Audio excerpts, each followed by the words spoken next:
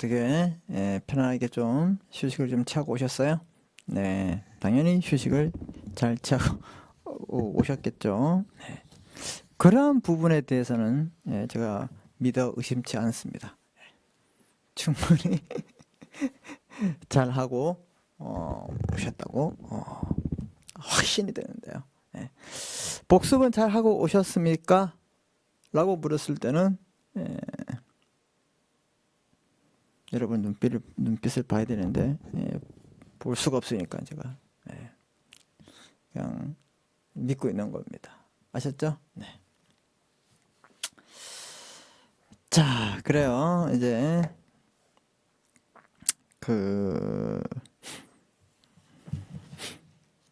우리가 이제 많은 내용들을 공부했습니다. 그래서 우리 제가 첫 번째 올려드린 이제 자료에 뭐예요?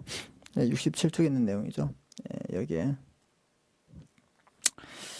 이제 어음상의 권리가 이제 소멸하는 걸 공부하고 이제 우리 전점을 이제 하면 됩니다. 아셨죠? 이렇게 여러분들 좀 힘을 좀 내시고 기말고사는 제가 이제 과제를 내는데 사례형 과제를 낼 수도 있을 것 같아요. 그래서 여러분이 읽어보고 충분한 답을 찾아가지고 여러분들이 제출하시면 될 것 같습니다. 그래서 너무 부담 갖지 마시고 제가 그 수업시간에 했던 내용들을 좀 이해를 하시면서 여러분이 이제 과제를 작성하면 무난하지 않을까 그런 생각을 좀 해봅니다. 그래도 이제 여러분들이 열심히 들으신 분들하고 좀 차별을 두기 위해서 이제 과제물이지만 채점을 할 때 제가 수업 시간에 했던 그런 내용들의 포커스들이 좀 언급이 되어 있는 사람들이 좀 더 낫겠죠, 여러분. 그럼 무슨 말이에요? 그냥 틀어놓고 여러분들이 다른 걸 할 수 있다 이 말입니다. 저는 이제 읽어보면 다 알아요. 자, 그래서 여러분들에게 좋은 결과가 있기를 저희가 한번 기대해 봅니다. 자, 이제 우리 이제 지급에 대한 8번째 테마가 바로 어음상의 권리가 소멸되는 겁니다. 자, 어음상의 권리가 소멸된다 해가지고 아까 기존 채무가 그대로 있으면 어떻게 돼요? 우리 그 어음 소지인이 뭘 청구할 수 있었죠? 그렇죠? 이득 상환 청구권 행사할 수 있고 이것도 양도할 수 있었다. 그 양도에는 두 가지 방법, 즉 지명채권으로 보느냐 아니면 잔존물로 보느냐, 그에 따라서 선의취득과 담보가 이전되는지가 확실히 차이가 났다. 뭐 이런 것들을 여러분이 한번 공부해 보았다 이 말입니다. 알겠습니까? 자, 그래서 우리 67페이지 오시면 어음상의 권리의 소멸이 나오는데 의의를 보시면 어음상의 권리가 소멸되는데 동그라미 1번 일반적 채무에 따른 소멸물이고 특이한 소멸 원인이 있다. 그래서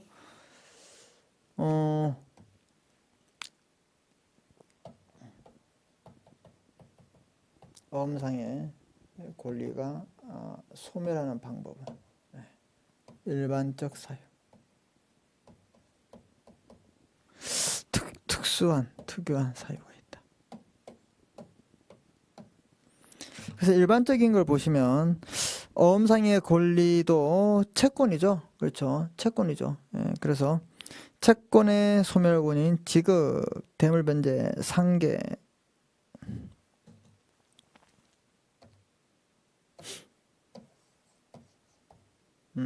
변제, 대물변제 아시죠? 뭐 돈을 줘야 되는데 다른 물건을 줄 수 있고, 경계가 아니고 경계입니다. 구채무가 없어지고 신채무가 생기는 거죠. 새로운 채무가. 그 다음에 면제, 그 다음에 공탁, 또 하나 더 있으면 아까 보았던 뭐 혼동 같은 것도 있을 수 있겠죠. 자, 그런데 거기 나오죠. 혼동에 의해서 소멸되지 아니한다. 이게 중요하다. 혼동은 제외시킨다. 아까 이 혼동 같은 경우는 우리 아까 어디서 보았죠? 그렇죠. 바로 위에 올라가시면 7번에 이득상환 청구권의 소멸, 일반적 소멸에는 여기는 뭐예요? 혼동도 포함시킨다. 그래서 이득 상환 청구권이 없어지는 소멸 사유에는 이제 혼동이 되고, 그래서 이걸 중요시하다. 얘는 이득 상환 청구권에는 되지만 일반적 소멸에는 포함되지 않는다. 이걸 꼭 기억하십시오. 아시죠? 뭐 이게 지금 뭐 채권의 소멸 사유의 개념을 설명드리기는 그렇죠. 지금 우리 채권법 시간도 아닌데 다 알잖아요. 네.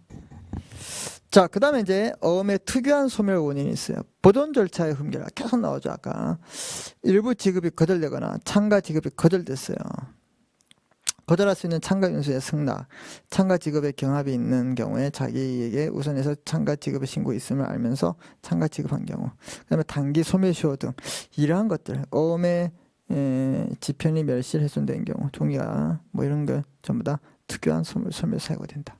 그래서 일반적 사유와 특유한 사유가 있는데 뭐 특유한 사유는 진짜 봐도 특유한 거죠. 그런데 이 혼동은 여기에 포함되지 않는 걸, 이걸 좀 여러분이 좀 참고해 주시면 되겠습니다. 이득 상환 청구권이 없어질 때는 혼동이 되고 이렇게 어음의 소멸 원인은 안 된다. 뭐 어음상의 권리의 소멸은 안 된다. 이렇게 보시면 되겠습니다. 그다음에 어음 수표 시효, 뭐 소멸 시효죠. 예, 소멸 시효. 그다음에 이제 시효입니다. 시효.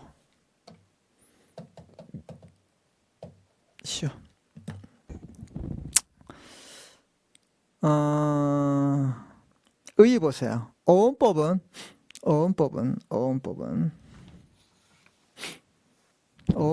어음 거래의 신속한 결제와 어음 채무의 엄격성에 대한 완화책으로 어음 채무의 단기 시효를 인정한다. 별표칩니다. 단기 시효, 장기가 아니라. 소멸 시효 기한 보세요. 주된 채무자에 대한 청구권, 주된 채무자에 대한 채무자에 대한 청구권은 3년이에요. 환어음의 인수인과 약소음의 발행에 대한 어음상의 청구권은 만기 날부터 몇 년? 3년이다. 3년을 지나면 지나간다. 뭐 보증인도 똑같겠죠. 그 다음에 어음 소지인 전제에 대한 소구권은 몇 년? 이게 소구권은 이제 우리가 이제 그 담보적 책임으로 인정되는 거죠. 그래서 1년으로 보고 있습니다. 그 지급 거절이나 인수 거절로 어음 소지인의 전제에 대해서 소구권, 상환 청구권을 거절 증서를 작성한 날로부터 또는 그 작성이 면제됐을 때 있죠. 면제된 날로부터 언제 1년 내 소멸시효에 걸린다. 그래서 이거 두 가지 꼭 기억하십시오. 뭐 주된 채무자에 대한 것은 3년, 소구권은 1년, 3년, 1년.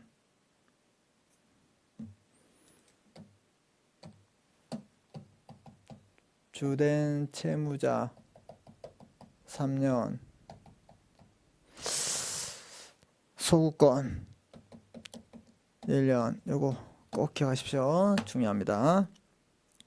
그 다음에 상환자의 그 전제에 대한 청구, 재소구 6개월.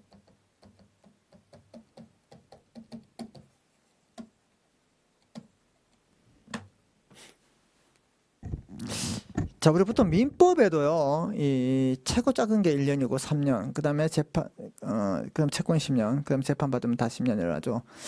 근데 이 상법에 보면 이제 6개월짜리가 있어요. 대리상 공중적격업의 책임의 시효가 6개월이에요. 그래서 여기 이제 우리 어음숲에서는 재소구할 때 6개월이 된다. 이런 것들 여러분 좀 기억할 필요가 있다 이 말입니다. 알겠습니까? 보통 이제 1년, 뭐 3년, 10년 이렇게 나오는데 갑자기 6개월. 귀엽잖아요. 6개월. 그래서 재소구권은 어음을 한수한 날로부터 또는 재소된 날로부터 6개월로서 소멸시효로 완성된다. 수표도 6개월이다. 이런 것들은 전부 다 어음이죠.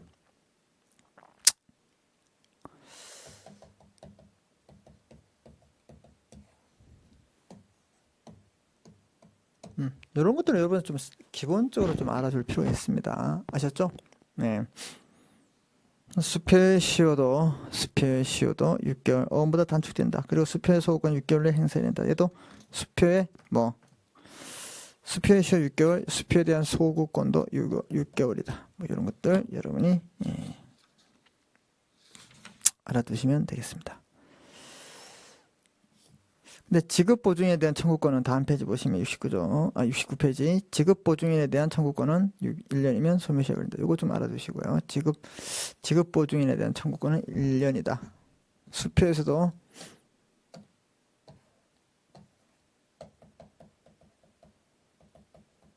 지급보증인에 대한 청구는 청구권, 지급보증인에 대한 청구권은 그 제시기한이 경고 1년 이내면 소멸시효 걸린다. 이거는 1년. 이거는 이거는 수표 6개월, 1년. 이렇게 여러분이 기억하시면 되겠습니다. 아셨죠? 시효. 자, 확정 판결에 의해서 권리 확정 시 수표의 권리가 확정 판결에 의해서 확정될 때는 시효가 10년으로 된다. 자, 이건 뭐냐?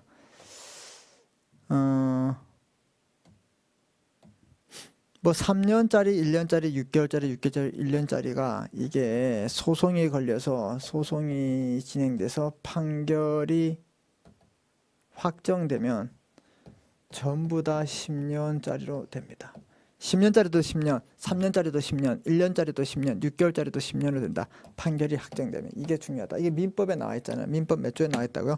165조에 나와 있어요. 판결이 확정된 채권은 전부 다 10년으로 늘어난다. 알겠습니까? 예. 이해됐습니까, 여러분? 예. 그럼 소멸시효는 기산점이 중요하죠. 언제부터 언제까지 이렇게. 자, 그러면 이제 소멸시효가 중단될 수가 있습니다. 시효 중단. 중단이란 말은 여기까지 가야 되는데 여기서 이제 여기까지 하고 앞으로 이제 못 가는 거야. 중단. 아시겠죠? 예. 자, 보세요. 어음의 시효 중단 사유는 청구를 하거나, 예를 들어서 이렇게 되면 이제 여기만 완성되는데, 예. 여기서 청구가 일어났어요. 돈 달라 이렇게 했을 때 다시 1년으로 늘어납니다. 뭐 이런 것들 우리 민법에서 배웠죠, 여러분? 네.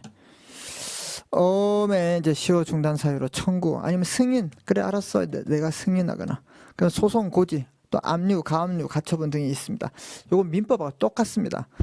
자, 이 중에서 소송 고지는 어음법에 정하고 있는 어음의 특유한 중단 사유다. 보통 민법에 청구, 승인, 뭐 압류, 가압류 뭐 이런 것들.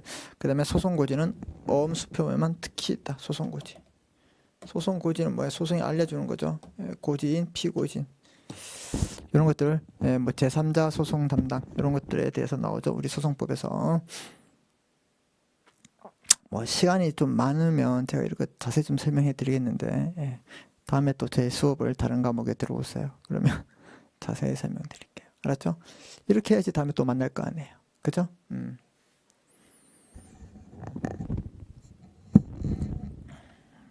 그렇죠. 또 다음 학기에 또 수업이 또 있으면 또 여러분과 만나서 그때는 진짜 비대면 수업이 되었으면, 그렇죠? 비대면 아니면 면대면 수업, 오프라인 수업이 되길 진짜 바라고 있겠죠. 자, 이렇게 중단 사유가 됩니다. 배서인의 다른 배서인 및 환어음의 발행인에 대한 청구권, 즉 제소구권은 그자가 제소된 때에는 그 전자에 대한 소송 고지를 함으로써 시효 중단이 있습니다. 이거 그냥 읽어보세요. 이런 것들은 여러분 이제 소송법에서 좀 중요하니까. 그 다음에 이제 뭐 이런 게 있다. 여러분 정도 좀 알아두시고. 그 다음에 어음의 말소와 훼손이 있는데, 말소됐다. 우리 뭐 말소 아시죠? 없으신 거? 어음의 말소랑 어음의 기명날인 또는 기타 기재상에 제거하는 것입니다. 어음의 요건을 권한 없이 말소한 경우에 어음이 변조되고, 말소에 의해서 어음이라고 인정하는 것이 없게 된 데는 어음이 멸실됐다. 그래서 변조되거나 멸실, 이걸 우리가 말소됐다 이렇게 봅니다. 말소의 권한이 없는 자에 의해서 어음이 말소된 경우에는 어음의 변조가 되기 때문에 변조 전에 기명날인 한 사람은 변조 전의 문헌에 따라서 변조 후에는 기명날인 한 사람의 후에 문헌에 따라서 책임을 지게 되겠습니다. 이게 바로 어음의 말소예요. 변조 받잖아요.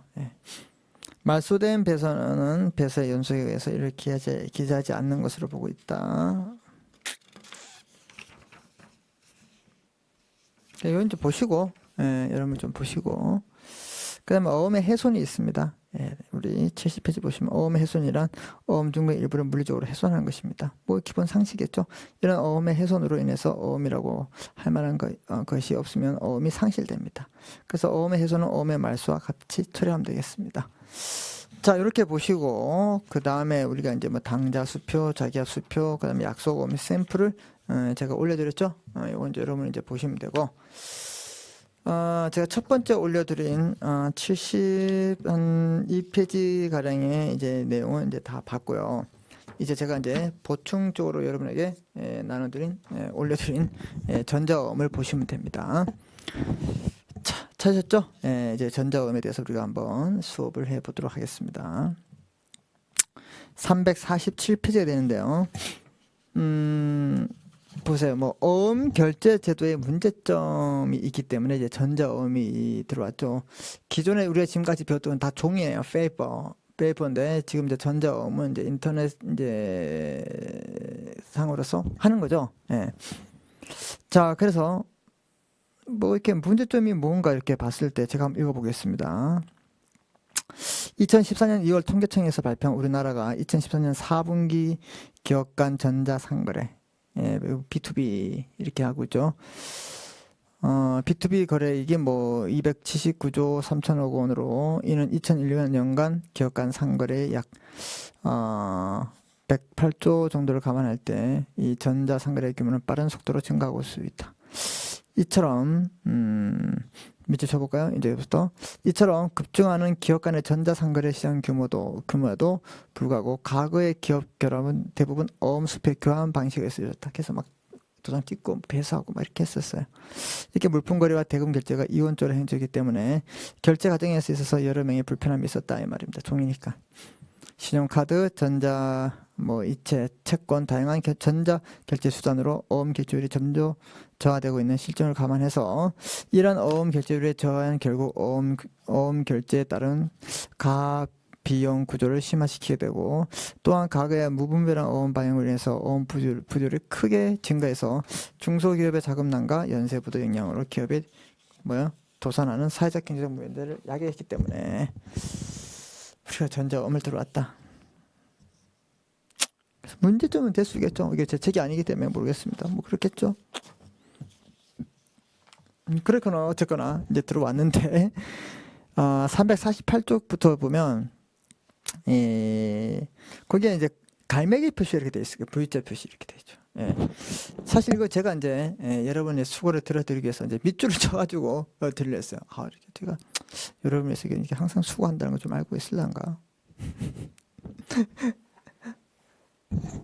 그러면 좀 여러분들이 너무 또 식상해할까봐 제가 이제 그 중요된 부분을 체크만 딱 해놨어요. 알겠습니까?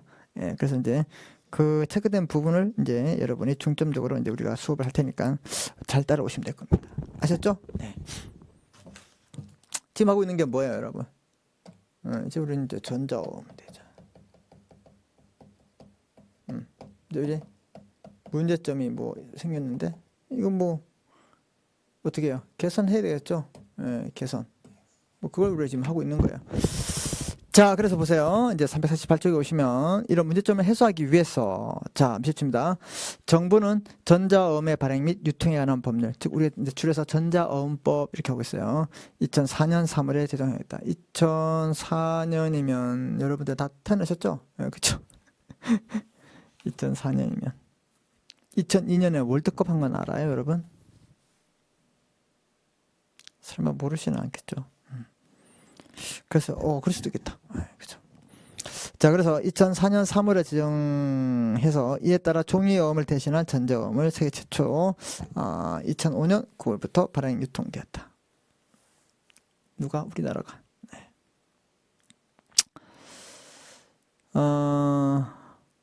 그래서 그 2009년 11월부터 주식회사의 외부 감사에 관한 법률에 의해서 외부 감사 대상의 기업의 그 직전 사업 연도 말 자산 총액이 10억 원 이상인 사업자 중에서 종이 사업자는 이제 어음을 발행할 때 자산 규모가 10억 원 이상인 이제 사업자는 종이 어음을 발행할 수 없고 전자 어음을 발행하도록 강제했다 이 말입니다. 그래서 외관법, 우리 외관법이라 그래요. 외관법에 자산 규모가 10억인 회사는 어떻게 전자어음을 발행하도록 강제하고 있다. 그래서 전자어음은 전자문서 형태로 발행되지만 원칙적으로 어음에 보충적으로 적용되고 있다. 그래서 어음과 전자어음법은 일반법과 특별법을 관계했다고 보시면 되겠다 이 말이죠. 우리 지금 어음법 공부했잖아요. 자, 그 다음에 보시면, 자, 전자어음은 어음의 발행부터 교환에 이르기까지 전 과정이 관리 기관에 의한 전자 시스템의 내부에서 전자적으로 이루어지는, 동그라미 칩니다. 약속어음만 있습니다. 환어음 없어요. 약속어음만 전자어음에 해당된다. 이걸 여러분이 꼭 기억하십시오. 무슨 어음만? 약속어음만. 그래서 뭐, 종이 대신 그 비용이 많이 쳐가면 되겠죠. 쭉 내려오시다가 여러분 거기서 이제 약속어음이 있다. 그래서 하나, 둘, 셋, 넷, 다섯 번째. 이러한 전자어음은 찾았어요? 예, 좋습니다. 이러한 전자어음은 기존의 종이어음과 달리 몇 가지 특징이 있다. 첫째, 만기가 발행일부터 1년으로 제한된다. 이건 반드시 기억하십시오. 전자어음의 특징. 여러분 여기는 별표 좀 치시고 기억하셔야 됩니다.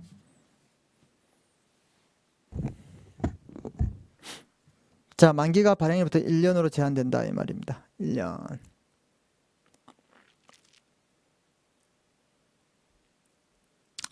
아까 우리는 보통 몇 년이었어요? 네, 3년. 뭐 소구는 1년, 재소구는 6개월 이랬죠? 네, 여기는 무조건 1년. 둘째, 배선은 20일까지 제한된다. 이런 것들을 꼭 기억하십시오. 둘째, 배선은 20일까지. 셋째, 발행, 배서 등의 어음행위는 어음행위 아시죠? 우리 어음행위는 법률행위에 대응되는 개념이죠. 그래서 반드시 공인인증서에 의해서 해야 됩니다. 넷째, 발행은 연간 발행 총액에 의해서 제한될 수 있는 게 발행인의 연간 발행 총액은 제한될 수 있다. 액수가 제한될 수 있다. 이게 바로 특징이다. 그래서 이건 꼭 기억하십시오. 그 다음에 이제 보세요. 전자어음도 배서에 의해서 양도되기 때문에 전자어음의 발행인이 부도나면 다시 자금 회수의 곤란은 물론 연쇄 부도도 날 수 있다.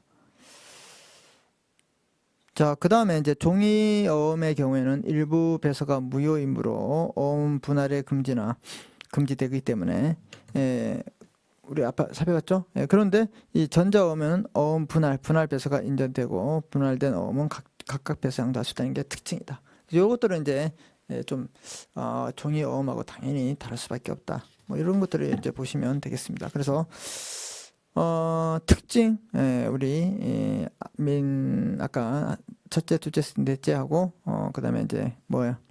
일부 배서의 무효 같은 그런 내용들, 그다음에 분할 배서 되는지 이런 것들을 반드시 여러분이 비교해서 학습해 두도록 하시겠습니다.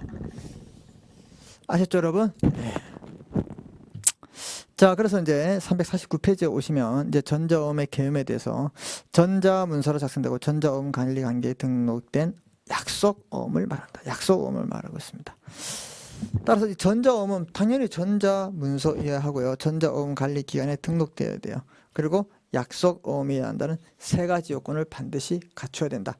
여러분 기억하시면 되겠습니다. 이해됐죠? 네. 그래서 이제 보세요. 전자문서로 작성돼요. 그러면 전자문서로 우리 세 가지 요건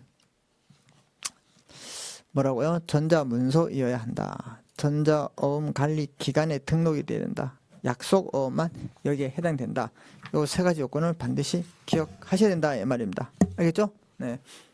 그러면 이제 전자문서로 작성이 되는데 그럼 전자어음의 전자문서로 발행, 배서, 지급 청구, 상환 청구, 각종 어음 수표 행위가 각종 어음 행위나 수표 행위가 뭐로 이루어진다? 전자문서로 이루어진다 이 말입니다.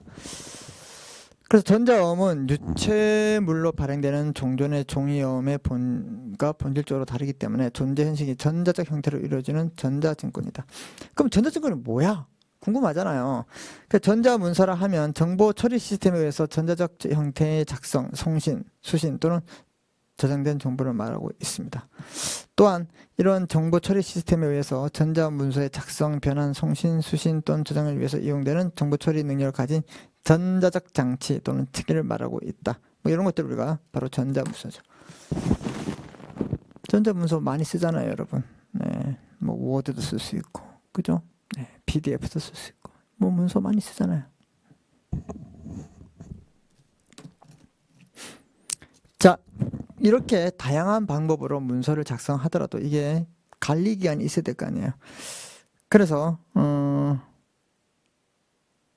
전자어음법 2조가 전자어음의 개념 요소로 전자어음 관리 기관을 등록을 규정하고 있습니다. 동법은 전자어음을 발행하는 자는 그 전자어음을 전자어음 관리 기관에 등록해야 한다. 이렇게 하고 있죠. 따라서 등록되지 아니한 전자문서 형태는 전자어음은 전자어음도 아니고 어음상 어음도 아무것도 아니에요. 그럼 뭐예요? 전자어음이었다도 등록 기관에 등록을 해야 된다.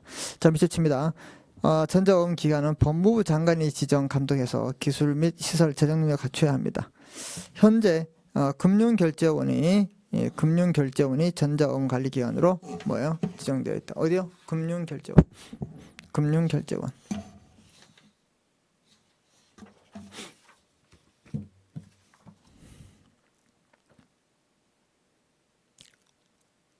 자, 그 다음에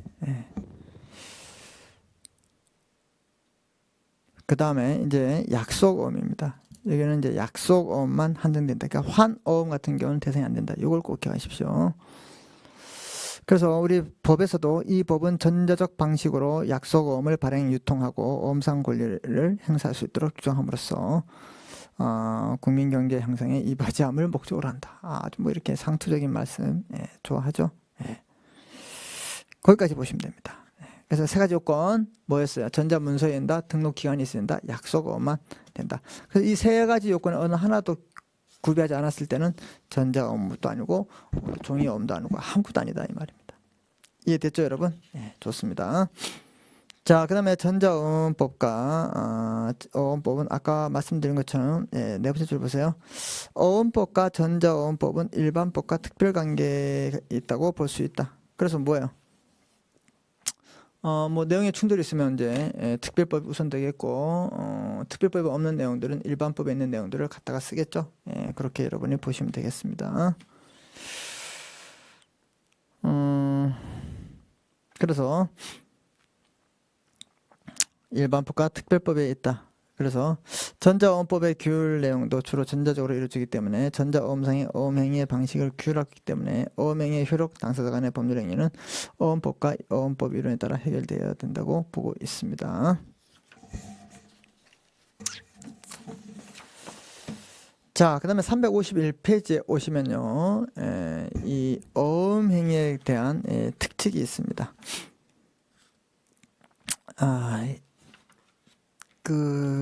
아까도 이제 뭐 특징이 이제 내가 있었죠. 그래서 여기도 이제 뭐 특칙이 있다 이 말입니다.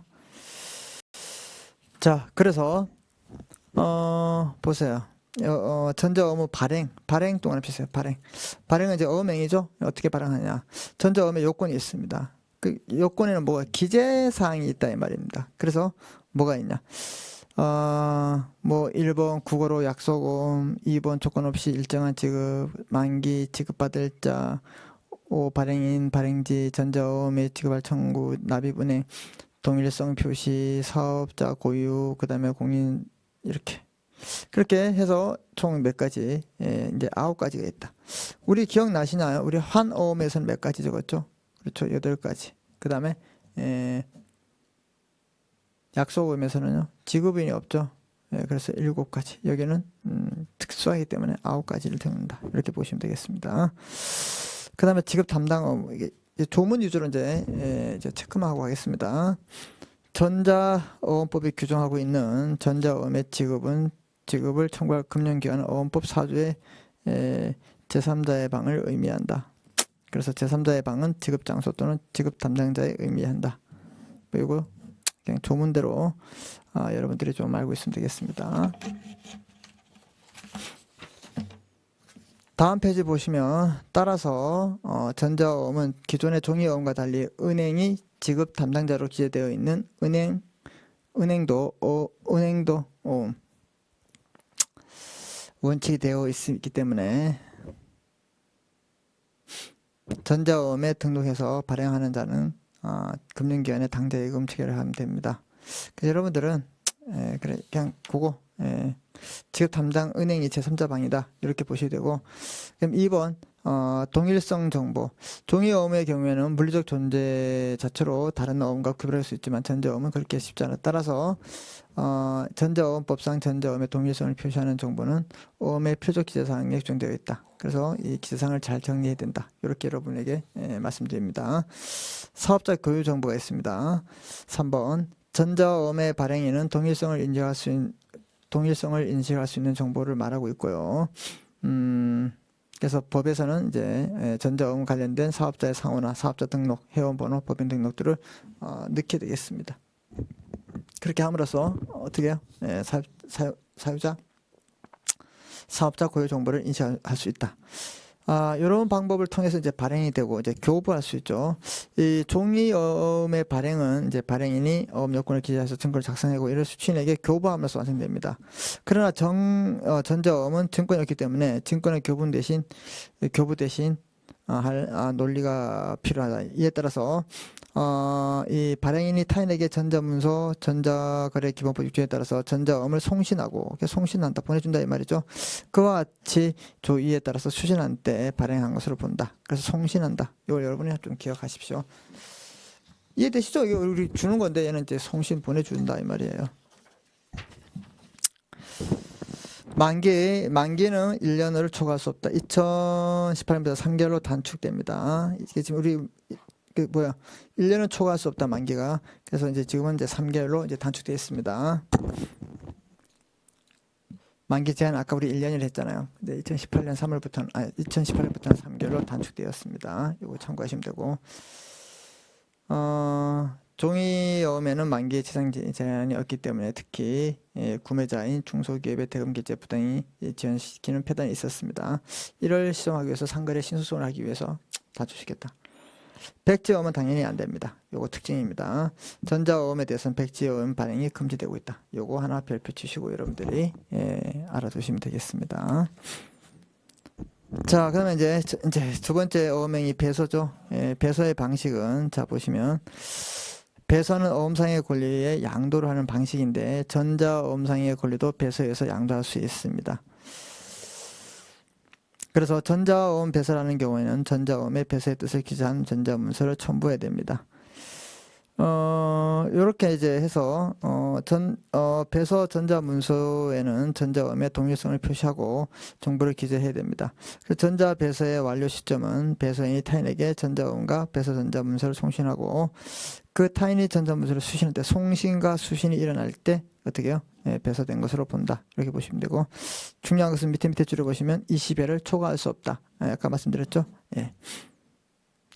밑에서 두 번째 보시면 자 근데 얘는 뭐 한다? 공인 전자서명에 대해서 하라고 했죠? 20회를 초과할 수 없습니다. 이런 백지식 배서의 허용 여부에 대해서 전자어음은 규정하고 있지 않아 허용되지 않는 것이 타당하다 이 말입니다. 왜? 종이가 아니기 때문에. 아까 백지어음도 허용 안 되잖아요. 근데 백지식 배시가 되겠어요? 당연히 안 되겠죠? 여러분 이제 그렇게 보시면 되겠습니다. 아까도 보시면 이제 분할 배서, 자 어음의 경우에는 일부 배서는 무효입니다. 그렇죠? 안 되죠? 근데 분할 배서가 허용되지 않는데 2004년 전자어음법에서 분할 배서를 허용하지 않아 2013년 개정법에서 기업의 결제 편리성과 금융 비용의 절감을 위해서 일부에서 나눠 배서할 수 있는 분할 배서를 도입했다. 여기 계시고 이렇게 최초의 배서한 자에 한해서 총 5회 미만으로 할 수 있다. 이게 바로 7조 2의 1항에 있죠. 총 5회 미만으로 할 수 있다. 요거 여러분이 좀 기억하시면 되겠습니다. 그래서 이것들이 이제 우리 종이어음하고 크게 차이 나는 그런 부분이다. 이렇게 생각하시면 되겠습니다. 자, 배서의 효력으로 가겠습니다. 3번. 자, 전자음의 배서의 효력에 대해서 규정하고 있지 않으나 그러나 우리는 전자음에도 어음법의 규정에 따라서 권리가 넘어가죠. 자격수혜적, 권리 이전적 효력, 담보적 효력을 인정할 것이다. 자, 그래서 이것이 인정되면 우리 그 선의취득도 당연히 인정될까 안 될까요? 당연히 선의취득이 인정하다고 된다고 보고 있습니다. 왜? 자격수요적 배서의 연속성이 인정되면 당연히 선의취득은 가능하겠죠? 네, 이렇게 보시면 되겠습니다. 자, 그 다음에 이제 보증 보세요. 보증. 이게 다 전부 다 지금 어음행위죠? 어음행위. 자, 전자어음은 보증을 인정하고 있다. 이렇게 보시고. 자, 그래서 전자어음에 보증한 자는 보증인의 뜻을 기재한 전자문서를 그 전자어음에 첨부해야 됩니다. 첨부합니다. 보증인이 이렇게 전자어음에 공인 전자서명한 경우에 서명한 것으로 봅니다. 공인 전자서명이 중요하죠.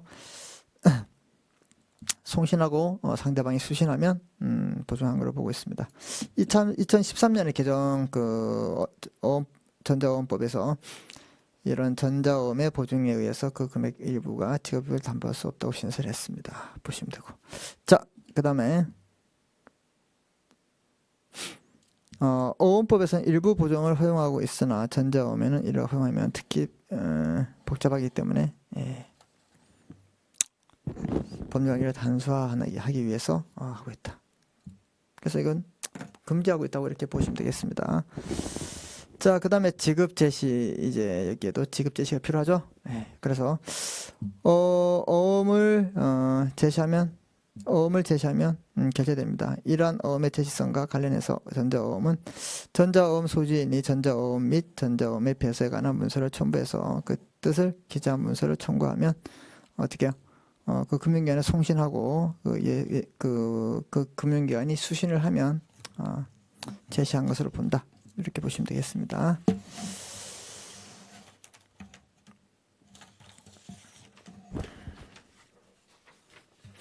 그 다음에 356페이지 오시면 좀 빨리 가고 있습니다. 중요한 키포인트만 보기 때문에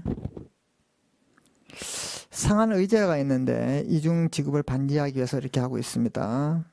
그래서 쭉 내려오시면 따라서 전자어음의 경우에 지급 금융기관의 영수증을 교부를 청구할 수도 없고 또한 전자어음의 소지인은 일부 지급을 거절할 수 있습니다. 지급 거절 절차를 보시면 지급 제시 받은 금융기관이 지급을 거절한 때 전자문서로 해야 된다. 이렇게 보시면 되고 상한 청구 개념만 계속 보겠습니다, 여러분. 나머지 여러분 혼자 읽어봐도 아무런 어려움이 없어요. 2번 전자어음의 소지인이 어음 지급이 거절된 경우에 전 배수의 상한 청구했으면 일반 어음과 같다. 그래서 상한 청구, 즉 다른 말로 소구도 할 수 있다 이 말이죠. 어떻게 한다고요? 송신하면 되겠죠. 따라서 재상한 청구도 가능하겠죠. 어음 반환과 수령 거부가 있는데 차고 어음의 반환이 있습니다. 이건 여러분이 한번 읽어보시고 전자어음의 수령 거부 그것도 이제 그다음에 전자어음의 할인도 여러분들에게 좀 읽어보라고 하겠습니다. 그래서 그거 여러분이 좀 읽어보시고 그 다음에 이제 350 전자어음의 관리 기간이 있는데 전자어음의 관리 기간 보시면 359페이지 전자어음은 전자문서로 작성돼서 전자어음 관리 기간에 등록된 약소어음을 말한다고 아까 배웠죠. 그래서 이런 것들을 우리가 알아두시고 안전성 확보 의무가 있습니다. 가장 중요하죠. 해킹 당할 수 있고.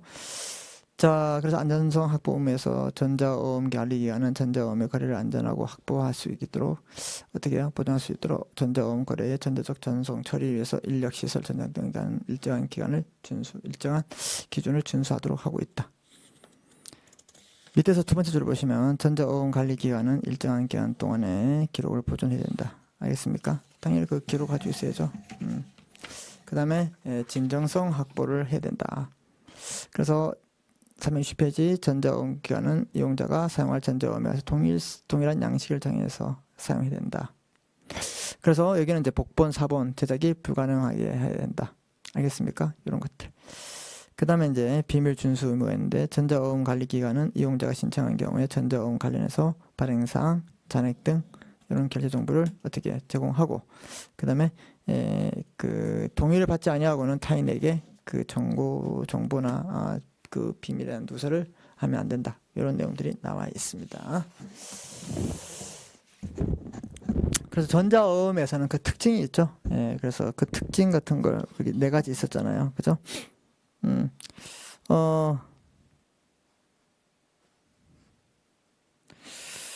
그래서 우리 이제 다시 보시면 348페이지 오시면 중간에 특징 첫째 발행일로 1년. 근데 그 각주 가보세요. 2016년에 개정돼 가지고 18년부터는 어떻게 3개월 초과할 수 없다. 그걸 여러분이 기억하시면 되고 그 다음에 20회까지 그 다음에 공인인증서가 필요하다. 그 다음에 연간 총액을 제한할 수 있다. 이런 것들을 여러분이 좀 참고하시면 되겠습니다. 그래 뭐 전자어음보다는 우리가 이제 종이로 된 그 관계에서 법률 관계가 더 중요하기 때문에 전자어음도 있구나. 뭐 이런 식으로 여러분이 좀 알아주시면 좋겠습니다. 아시겠습니까?